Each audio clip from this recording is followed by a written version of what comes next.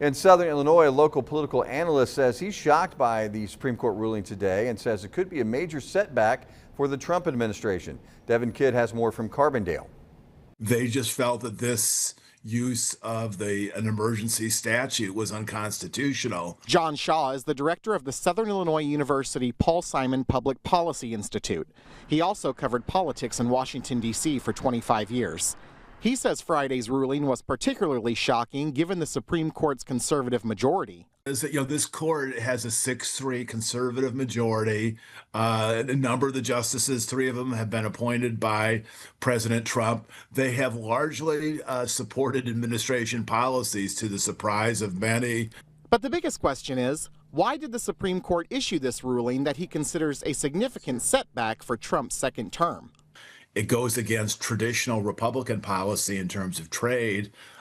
So this is a serious rebuke of the Trump's economic agenda, and it coming from a conservative-leaning Supreme Court. I mean, this is a significant blow. But after President Trump's press conference on Friday, Shaw says Trump will not let the Supreme Court stand in his way. Calling them names that I don't think a president has ever publicly called Supreme Court justices before, and has said that he will find another way to impose tariffs. So he said his policy will largely go forward. They will just use a different statute.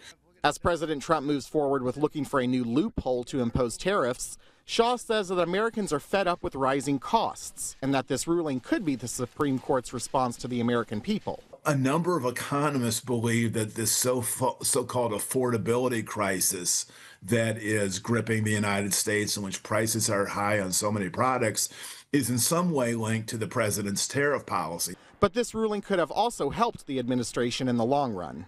Some people believe that, in effect, the Supreme Court saved the administration from itself, from a series of economic policies that really are not particularly good for the country.